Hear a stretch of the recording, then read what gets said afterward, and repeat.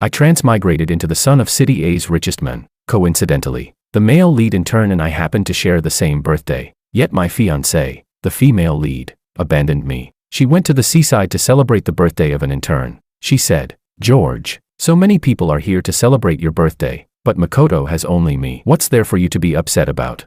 I smiled and didn't argue with her, but I really wanted to see if, the next day when she found out her family had gone bankrupt, she would still stick to that pretty boy without wavering. Chapter 1. I transmigrated into the body of a useless male supporting role. George, the son of the richest man in City A. On the very first day I crossed over, it happened to be my birthday. Almost all the young heirs and heiresses of City A had gathered for the celebration. Only my fiancée was nowhere to be seen. Inside the private room, everyone cast curious glances my way. I lounged lazily on the sofa, sipping red wine, my eyes deep and unreadable. Beside me, my friend David clinked glasses with me. He glanced at his watch, frowning. "George, it's your birthday today. Why hasn't your fiancée shown up yet? What's going on with her?"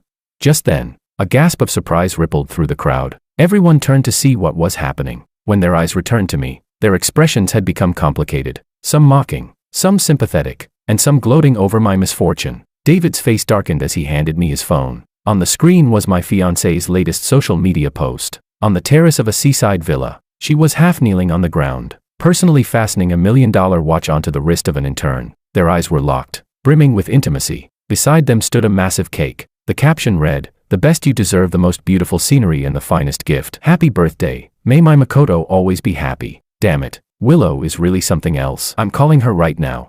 David looked angrier than I felt. It took several attempts before the call went through. On the other end, I could hear strong wind and the sound of waves. "Willow, what the hell is going on between you and that intern?" David's tone was sharp, his face full of anger. Willow frowned audibly, her voice tinged with irritation. "David, are you interrogating me?" David suppressed his anger. "You've been with George for so many years. Don't tell me you don't know today is his birthday." At his words, Willow's voice faltered for a brief moment. I motioned for David to hand me the phone, which he quickly did. I spoke in an icy tone. "Where are you right now?" Willow recognized my voice, and for a split second, her tone wavered. "George, I'm still on a business trip. I can't make it back for now. I'll make it up to you next time for your birthday." "Heh, by business trip, you mean going to the seaside to date and flirt with an intern, celebrating his birthday?" I didn't hesitate to cut her off. "What date and flirt? Don't make it sound so nasty." Willow's voice sharpened with irritation. "I've told you before, I've always seen Makoto as a younger brother. He's just started his internship and is under a lot of work pressure. What's wrong with me keeping him company for his birthday?" Then, in the background, came a pitiful male voice. "Miss Willow, is President Wong upset because you're celebrating my birthday? I know I'm not worthy. Maybe you should just go back. I can spend it alone. Don't worry about me." Willow immediately comforted him. "How could I possibly leave you here all by yourself? If George were even half as considerate as you, I wouldn't be so annoyed with him." Then she turned her icy voice back to me through the phone. "George, can you stop being so unreasonable? It's just a birthday. You have so many people to celebrate with you. Makoto only has me. What's there for you to fuss about? You're the president of Wong Corporation. Is it really necessary to get jealous over an intern? You really are something." As expected, the original cowardly George's endless indulgence had emboldened Willow to act so brazenly. I let out a cold laugh. "Willow, have you forgotten who it was that gave the Liu family everything they have today? Since you don't know how to appreciate kindness, don't blame me for being merciless." With that, I hung up the phone, my face dark and cold. Chapter 2. Having just transmigrated here, I still hadn't fully sorted out the plot of the original novel. I quickly ran through it again in my mind. The George in the book was nothing more than a tool used to pave the way for the male and female leads' love and careers. He and Willow had been childhood sweethearts. He always granted her every request. After they both graduated from university, the Liu family took the initiative to propose an engagement between the two families, although the Wong family looked down on the Lius. When the old master saw the pleading sincerity in George's eyes, he finally relented. From then on, Liu Corporation began to soar. The original George used every Wong family resource to pave the way for them. From a small workshop on the brink of bankruptcy, to a rising star among second-tier wealthy families. As for the male lead, he was a poor student sponsored by the Liu family. The moment he started his internship at Liu Corporation, everything changed. Willow revolved around Makoto day and night. She used George's supplementary credit card to buy him bespoke suits and million-dollar watches. When George and the intern shared the same birthday, she didn't hesitate to abandon her fiancé and go celebrate with the intern instead. Even when George had a severe cold and a fever of 39 degrees Celsius, lying in the hospital receiving in 4, she was in a nightclub booth, clinking glasses in an intimate toast with Makoto. The video made its way online. The title was blinding. Lou Eris parties all night with her pretty boy lover. Yet even then, George still loved Willow deeply, forgiving her again and again, thinking that once they married, she would settle down. After the wedding, George loved and spoiled her even more. But to his shock, Willow caused a major car accident that killed George's parents on the spot. George himself was later tormented to death by Willow and Makoto. Willow, in high heels, ground them hard into the back of his hand, her eyes full of venom. George, if you hadn't used your power to force me to marry you, I would have been with Makoto long ago. Someone as cruel as you deserves to rot in hell. Makoto crouched down, laughing wildly. You think Willow ever really loved you? What she loved was the Wong family's money. Your parents' car accident. We arranged that. Now Wong Corporation and Lu Corporation are both ours. You're truly pathetic. After George died, that pair of scumbags ended up together, living a blissful life. Unexpectedly, George was reborn. But instead of seeking revenge, he merely burned all the gifts he had given Willow, silently set a countdown to leave, and one day suddenly disappeared from her world. In the end, facing a Willow who had finally woken up and was chasing after him in regret, he said, "Willow, I don't love you anymore." When I read this, I cursed out loud. Was this really something a human could write? But before I could finish ranting, I was pulled straight into the book. Chapter 3. I pulled my thoughts back to the present and took out my phone to call my assistant. The call connected quickly. My voice was cold, stripped of all emotion. Assistant Ku, starting tomorrow, cancel all cooperation with Lu Corporation. Target every single one of their business operations. Also, check whether there's been any illegal activity in our years of cooperation with them. Yes, President Wong. Did they really think I was the same pathetic pushover as the original George? Since I'm here now, I might as well have some fun with them. After I hung up, the atmosphere in the private room froze instantly. Those looks that had once been full of sympathy or mockery, now turned into wide-eyed disbelief. Everyone knew just how pathetically I had loved Willow. Even when she scolded me in public, I would only bow my head and endure it silently. But the cold, decisive tone I'd used in that phone call just now hadn't the slightest shadow of that former doormat. David's wine glass stopped midair, his eyes fixed on me in shock. He'd known me for over a decade, but it was as if he were seeing me clearly for the first time. I tossed my phone to David and said casually, "Forget about her. Let's enjoy ourselves. If she's Southwest eager to court death, then I'll gladly help send the Lu family on their way." David knew very well, 70% of Lu Corporation's business came from Wong Group. After today, Lu Corporation wouldn't have a foothold left in City A family whose arrogance depended entirely on the Wong name, yet dared to drag Wong Group's face through the dirt. If Lu Corporation went bankrupt, it would be nothing more than reaping what they'd sown. David had originally worried I cared for Willow too much, afraid I'd be under her thumb after marriage. But now, seeing I'd woken up, he was happier than I was. "You're right. This time we have to make Willow understand her place. Come on, drink up." The private room instantly turned lively again. Chapter 4. After the call ended, Willow's face paled slightly. A wave of inexplicable panic washed over her. Her best friend Maria asked in puzzlement, "Willow, what did George say?" Willow's expression turned unpleasant. He actually seemed really angry this time.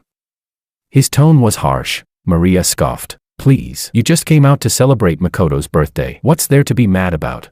And besides, you two aren't even married yet. If he's already this controlling now, what's going to happen after you're married?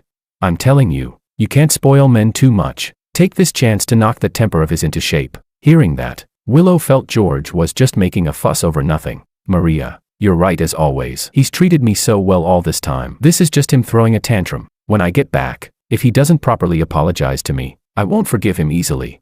Makoto immediately put on a guilty look. "I'm sorry, Willow.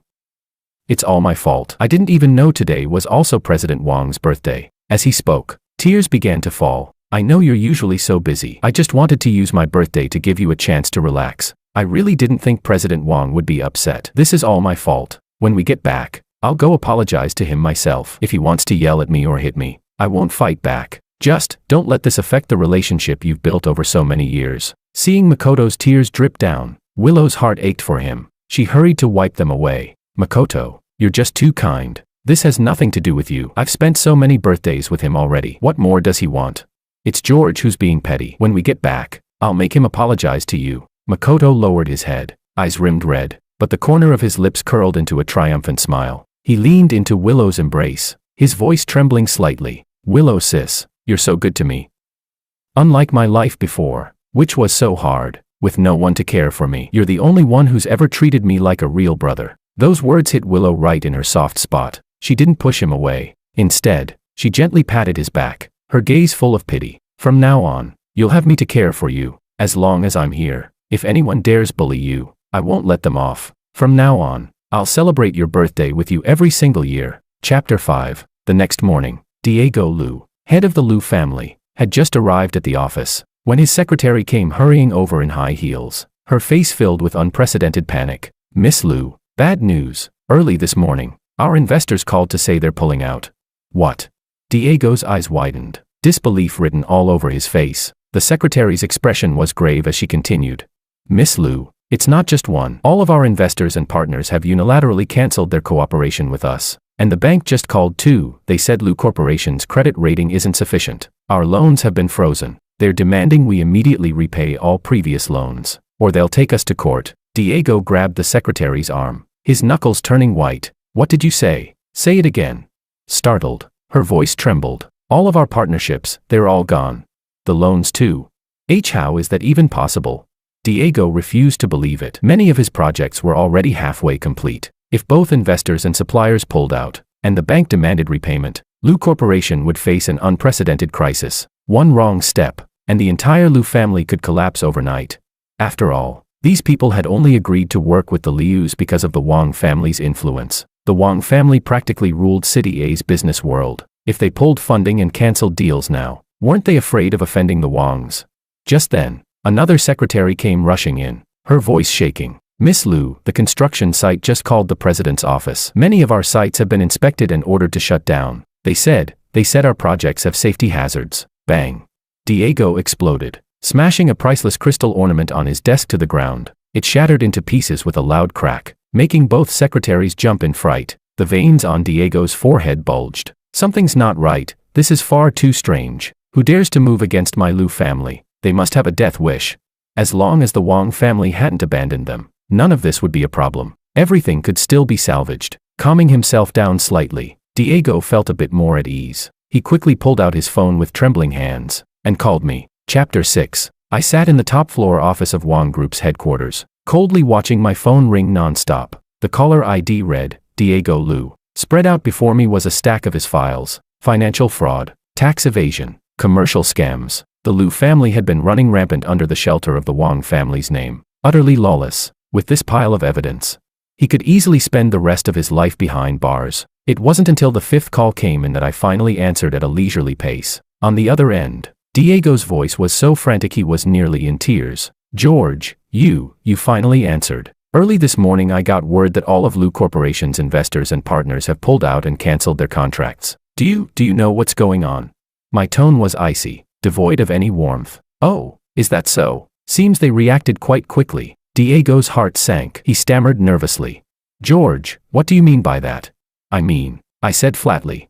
"Wang Group is terminating all cooperation with Lu Corporation. The announcement will be out shortly." On the other end, it was as if Diego had been struck by lightning, standing there completely stunned. If losing other investors and partners had already thrown Lu Corporation into chaos, then losing Wang Group meant certain annihilation. Before he could even ask why, I had already hung up. Diego stayed frozen in the posture of holding his phone.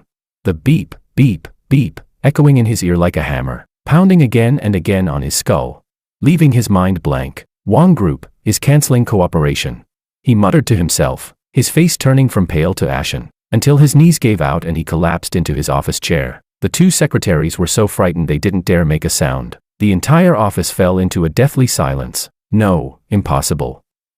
George loves Willow so much. How could he possibly cancel the cooperation? Diego mumbled, then suddenly seemed to realize something. The foundation of Lu Corporation's partnership with Wang Group was George's relationship with his daughter. Canceling the cooperation obviously meant there was a problem between the two. Once he locked onto that point, he quickly had people dig for the reason, and when he heard it, he was completely stunned. He could hardly believe his ears. "What? You're saying Willow didn't spend George's birthday with him yesterday, but went to the seaside to celebrate with an intern instead, and even posted about it online to show off?"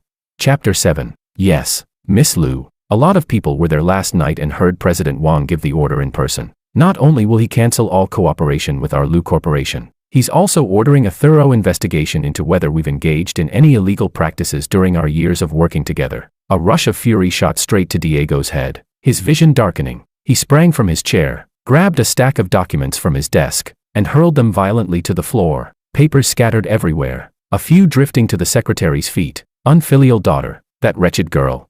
Diego's whole body shook with rage, his voice going hoarse from the sheer force of it. How did I ever raise such an ungrateful brat? Do you have any idea who George is? She's just slapped the Wong family in the face in front of everyone. Does she want the Lu family to die faster? The two secretaries shrank their necks and kept their heads down, not daring to breathe. This was the first time they'd ever seen Diego lose his temper like this. Diego took a deep breath and quickly dialed Willow's number. The call connected almost immediately. Willow, Diego roared into the phone. You unfilial child, look at the mess you've made. Get back here this instant. To his shock, Willow didn't sound the least bit worried. Instead, she asked, Dad, why are you so worked up? Did George go crying to you? It was Makoto's birthday. No one else was with him, so I took him out for a bit of fun. What's wrong with that? Why are you making such a big deal out of it? The truth was, the Lu family had only risen to their current status because of Willow. Her position at home had risen accordingly. Even Diego often had to humor her. Over time, Willow stopped treating her father with any real respect. Diego was livid, his chest ready to explode. Do you have any idea? Because of your willfulness, the Wong family has cancelled their cooperation with us. Are you trying to destroy the Lu family completely?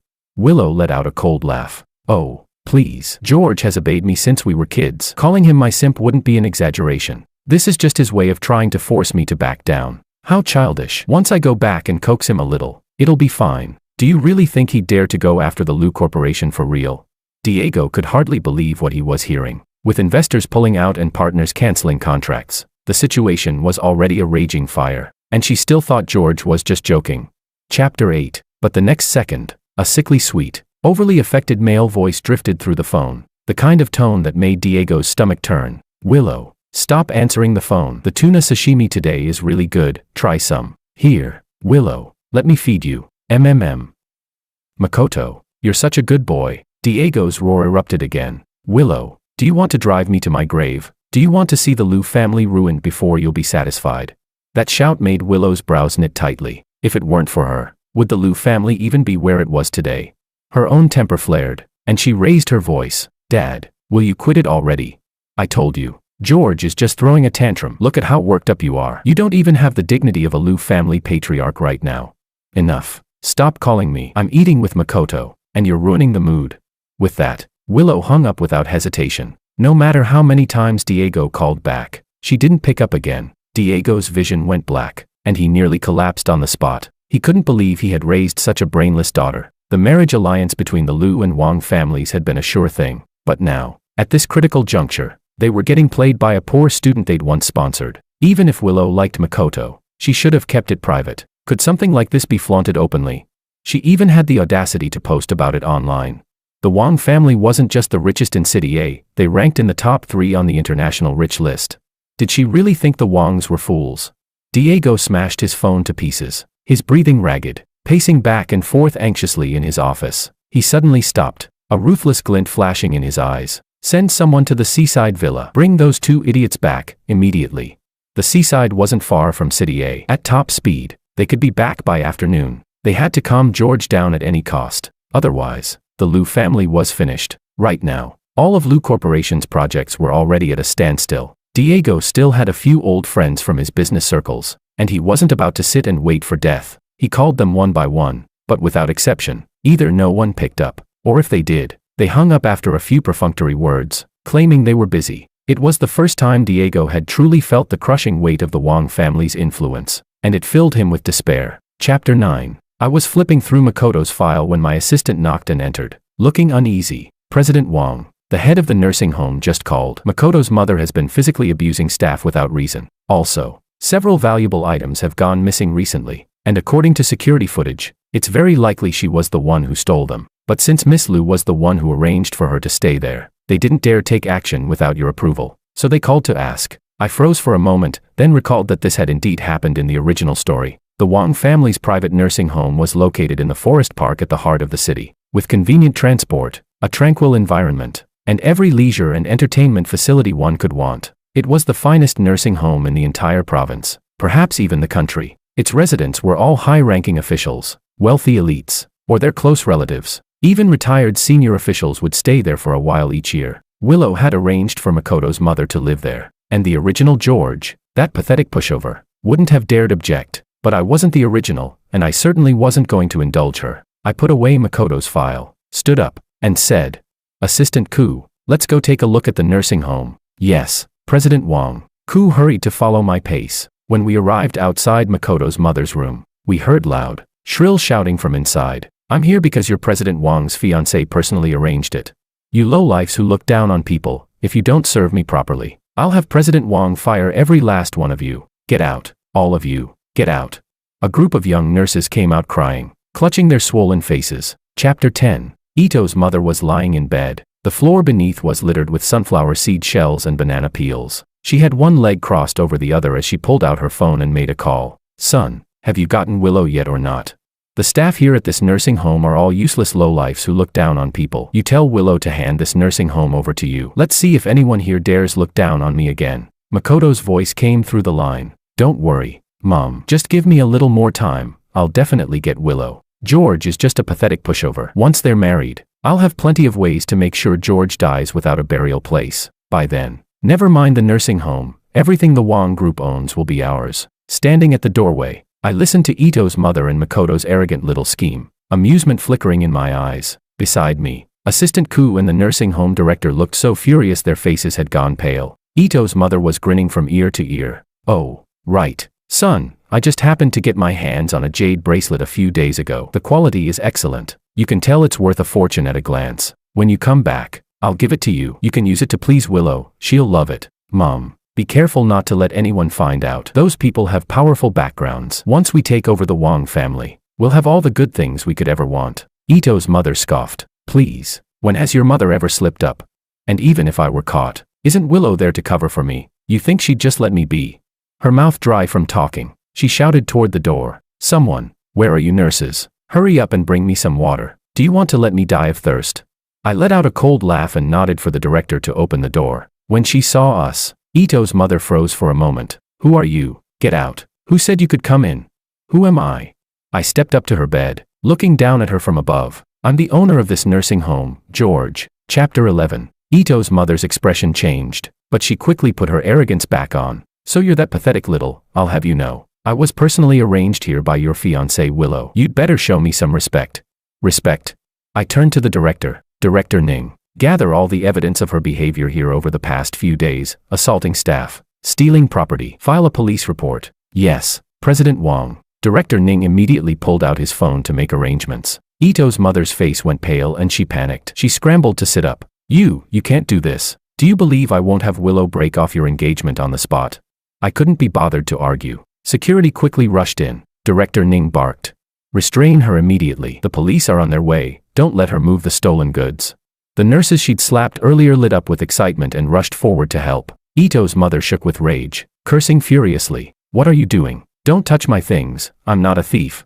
You bastards. These are my personal belongings. Put them down. Once Willow comes back, you'll regret this." The police arrived soon after. Director Ning had already reported that the stolen jewelry was worth tens of millions. The police took the case very seriously. No matter how much Ito's mother screamed and rolled around, no one paid her any mind. They quickly found an imperial green jade bracelet in her bag, the very same bracelet that had been reported stolen and registered with the authorities in recent days. Every detail matched perfectly. It was a classic case of being caught red-handed. I glanced at her phone. Her call with Makoto was still connected. On the other end, Makoto was raging helplessly. "Mom, just wait. I'm going to find Willow right now. I'll have her come out and save you." "George, you bastard, if you touch my mom, I'll never let you get away with it." Heh. Once I was done with his mother, he was next. Chapter 12. Soon after, the police found more items on Ito's mother, a necklace and an emerald ring. The moment they were pulled out, a few onlooking ladies stepped forward to claim them. "That necklace is mine. I've been looking for it for ages, so this old woman stole it. That ring's mine. You damn thief." No ordinary people lived in Wang Group's private nursing home, and now, the combined value of these items exceeded 10 million yuan. Ito's mother was unlikely to ever see the outside world again. She collapsed to the ground, trying to defend herself. No, this isn't stealing. I just thought they were pretty and borrowed them to play with. I'll give them back right now. George, no. President Wang, I was wrong. Please, for Willow's sake, help me. Ah, damn you, George, you bastard. When my son and Willow come back, you'll regret this.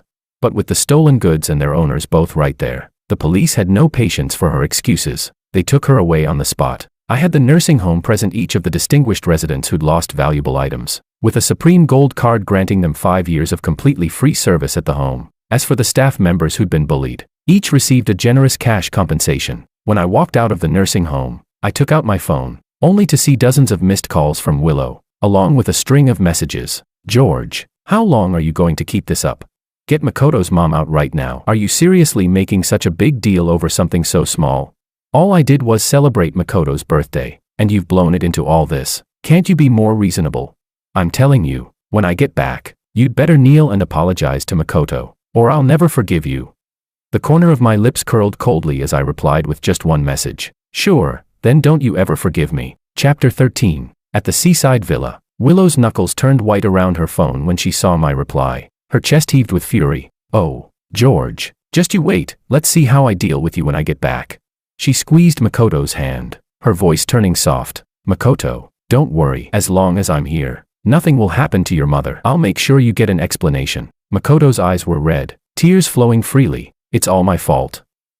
If I hadn't asked you to spend my birthday with me, none of this would have happened. Willow, you're all I have. Willow's heart ached, and she pulled him into her arms, her resentment toward George deepening. Maria curled her lip. Willow, I told you long ago, you've been too good to George, and that's why he's gotten so arrogant. This time, you absolutely cannot forgive him easily.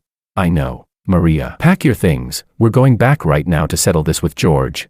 Just then, the villa's doorbell rang sharply. Willow and Maria exchanged a glance. There were no other houses nearby, and they only came here occasionally for vacations. Who could possibly have found this place? When Willow opened the door, she saw the Liu family's butler standing there with 5 bodyguards. His expression was grim. Miss, the master ordered me to bring you back today no matter what. Please, come with me. Willow had already planned to return, so although her brows furrowed, she didn't argue. The 3 of them were escorted into a business van like criminals. As they entered the city, the butler made a call to Diego. Yes, understood, sir. Hanging up, he turned to Willow. Miss, the master says we're going straight to the Wang family's old estate. Willow, eager to confront George, had no objections, but her face grew darker and darker. Fine, I understand. Chapter 14. The Wang family's old estate, Orange Hill Manor, was the largest private estate in City A. Diego arrived ahead of the others, since no vehicles were allowed inside Orange Hill Manor. He had to park outside, standing at the main gate of my residence. He tried to peer inside, and soon spotted the patrolling security guards. He quickly rang the doorbell. Captain Oscar, it's me, Diego. Open the gate. The guards were, of course, familiar with the Liu family, but this time, their eyes held a distinct trace of disdain. Oscar, the head of security and one of my trusted men, had already been given my instructions. Without the slightest politeness, he said, I don't care who you are. Do you have an appointment? Diego froze. In the past, every one of these security personnel had been unfailingly respectful toward him. When had he ever been treated like this? No appointment. Then you'd better leave. Our young master is very busy. He doesn't just meet with any random stray cat or dog. With the words said, Oscar didn't bother speaking further and turned to leave. Diego panicked. Captain Oscar, look at me again. I'm Diego. I come here often. I've never needed an appointment before. Oscar sneered. Exactly. Before. The young master gave orders, without an appointment, you won't be seen. Even with all his self-control, Diego's face showed a flicker of anger. But since he was here to ask for help, he didn't dare lose his temper. Just then, Willow and the others finally arrived. She had overheard every word just spoken. Her anger flared instantly, and she stormed forward to confront him. Well, Oscar, you dare talk to my father like that? Who gave you the guts? Oscar slowly turned, his gaze sweeping over Willow's shadowed expression, his tone dripping with mockery. Miss Liu, the whole of City A knows your Liu family is finished. Do you still think you can strut around Orange Hill Manor like before? Willow shook with fury, jabbing a finger at Oscar's face. And who do you think you are? Just a dog raised by the Wang family, and you dare point fingers at me? Willow, did you forget how much George listens to me? Let me in right now, or I'll have George break all 4 of your limbs.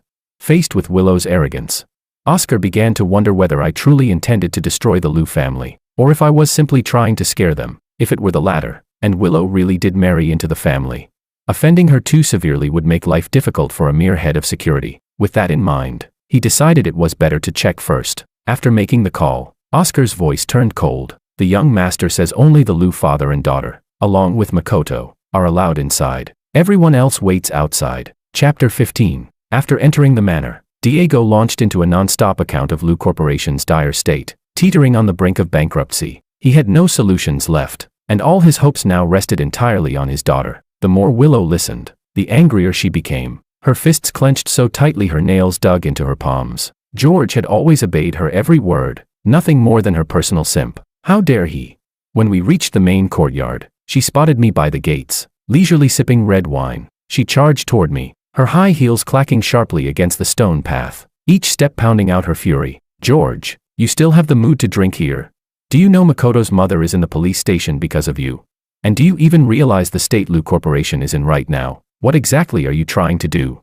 She jabbed a finger at my nose, her pale face taut with rage, spit nearly flying into my face. I rose from my chair and, without a word, slapped her across the face. The sharp crack rang out, startling everyone present. Her head snapped to the side, a bright red mark blooming instantly on her pale cheek. She froze, stunned, clutching her face. She stared at me in disbelief. You hit me. Even my father's never dared to hit me.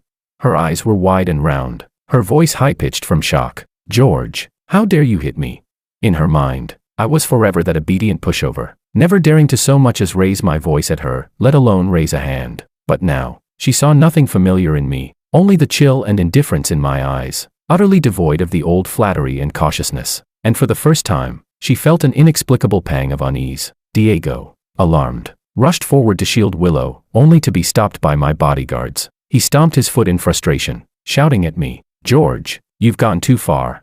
Willow is your fiancée. How can you lay a hand on her? Makoto, snapping out of his shock, darted to Willow's side, wrapping an arm around her slim waist and glaring at me. George, you're being barbaric. Even if Willow did something wrong, was it worth hitting her? Willow's face darkened completely. George, I'm truly angry this time. Kneel down and apologize right now, or don't expect me to ever forgive you. Chapter 16. I actually laughed from sheer anger. Even now, this woman still couldn't grasp the situation. Truly the logic of a romance novel heroine. Oscar, since Miss Liu enjoys seeing people kneel so much, why don't you grant her wish? 100 slaps each, let's help them wake up. Oscar's eyes lit up immediately. He'd long had enough of the Liu family and that pretentious pretty boy. With a subtle gesture, the dozen bodyguards behind him moved in, restraining all three in an instant. George, don't you dare. Willow shrieked, trying to struggle free, but the guards held her effortlessly. Diego panicked, shouting, George, what are you doing? I'm your Uncle Liu. Makoto was forced to the ground, his cheek pressed against the cold stone floor, his voice trembling with fear. Willow, help me. Oscar didn't bother replying. He stepped forward and smack. A solid slap landed on Makoto's face. Half his face swelled up almost instantly, blood trickling from the corner of his mouth. Following Oscar's lead, the rest of the guards joined in. The sharp crack of palm against skin echoed through the manor, one after another. Willow was completely stunned. She couldn't fathom it. She had only celebrated Makoto's birthday. How had it come to this? Fear slithered into her heart like a venomous snake. She finally realized, I truly intended to destroy the Liu family. The fiery sting across her cheeks broke her completely, and she cried out, George, I was wrong. I shouldn't have spent your birthday with someone else. Stop. Please stop. I really know I was wrong. I ignored her pleas, sipping my wine leisurely. When the 100 slaps were finally done, the three of them looked like swollen, bruised pigs. At last, Willow seemed to understand reality. She crawled over on her knees, clutching at my pant leg with a pitiful expression. George, I was wrong. I really was. Please spare the Liu family. I'll listen to you from now on. I swear there's nothing between me and Makoto. Please don't be mad. Okay. Thinking of the Wang family's tragic fate in the original novel, I felt not a shred of pity for her. I kicked her away, grabbed a stack of documents from the table, and flung them into her face. Willow, take a good look. These are all the records of your father's financial fraud, tax evasion, and commercial scams. If I hand these over, your father won't see the outside of a prison cell for the rest of his life. I nodded to Oscar, who tossed a baseball bat at her feet. If you want me to let you go, you'll have to satisfy me first. Chapter 17. Willow's gaze fell on the baseball bat. Her pupils contracted sharply. Her entire body began to tremble uncontrollably. Makoto, lying on the ground, cried out in a muffled, garbled voice. Willow, don't listen to him. He just wants to torture us. We don't have to beg him. There has to be another way. Diego, watching his daughter's shifting expression, felt his disappointment deepen with every second. He clenched his teeth and roared at her. Willow, what are you still hesitating for? Is that pretty boy more important than your own father and the entire Liu family? Do you really want to watch your father get arrested and the Liu family go bankrupt before you're satisfied? Willow lowered her head, her face unreadable. After a long moment, it seemed she had finally made a decision. When she looked back at Makoto, there was no trace of the warmth she once had, only endless venom. It was all Makoto's fault. If not for him, she would already be the future Mrs. Wang. If not for him, the Liu family would never have fallen to this point. Makoto met her gaze and felt his soul shatter in terror. He thrashed desperately, screaming. Willow, you can't do this. I thought we truly loved each other. Didn't you say you'd always protect me and care for me? Shut up. Willow erupted like a cat whose tail had been stepped on. She swung the baseball bat and brought it down hard on Makoto's leg. Crack. Ah. The sound of bone snapping mixed with a pig-like scream tore through the air. Makoto's face twisted in agony as he rolled wildly on the ground, an endless tide of regret flooding his mind. He hadn't even secured Willow. And already he was crippled, with his mother arrested. What he didn't understand was that in the upper echelons of society, love was worthless. Interests and benefits were the only real creed. Compared to love, Willow loved herself far more. Chapter 18. When I didn't react, Willow gritted her teeth and smashed Makoto's other leg. Ah. Then, without a pause, she brought the bat down again, crushing Makoto's third leg. A pungent, nauseating stench rose into my nostrils, almost making me gag. Makoto passed out cold on the spot. Willow tossed the bat aside and quickly knelt down in front of me. A sickly sweet smile plastered across her face. George, see, the only one I love is you. I really know I was wrong. Please, just give me another chance. I poured the half-finished bottle of red wine over her head, my voice icy. Willow, you were involved in the corporate fraud as well, and just now, your assault was fully recorded. Tell me, if I hand you over to the police, how many years do you think you'll get? The crimson wine streamed down her hair like blood, making her look twisted and grotesque. She froze, her smile instantly stiffening, leaving only shock and deep, suffocating fear. No, no, George, I was wrong. You can't do this to me. Go to Africa. Go see the great grasslands, and don't you ever come back. Otherwise, you know the consequences. Oscar, send all three of them to Africa. Make sure it's handled properly. Yes, young master. No, I'm not going. George, you can't do this to me. She lunged at me like a madwoman, trying to grab my pant leg, but Oscar kicked her hard, sending her sprawling to the floor. The bodyguards quickly dragged all three of them away. No, George, I'm your fiancé. You said you'd love me forever. George, you bastard. How could you do this to me? I was wrong. I really was. I'll never dare again. Their voices trailed off as they were dragged away like dead dogs. I turned to my assistant. Maria played an unsavory role in all this. You'll handle her family. A flash of cold ruthlessness crossed Ku's eyes. Yes, President Wang. I returned inside the manor. With the original's parents abroad, the place felt especially empty. What was even more unbearable, that useless original owner had, in order to please Willow, replaced all the estate staff with men. I immediately summoned the butler and gave him a harsh dressing down. Hire a new team, tea masters, stylists, gardeners, chefs, private doctors, masseuses, cleaners, and more. I have only one requirement. Every single one must be a beautiful woman with a sweet voice who can dance. Every day surrounded by a bunch of men. What kind of life is that? The butler gave me a sly, knowing smile. Understood. Young master, I'll make sure you're satisfied. Young master, will 36D be acceptable?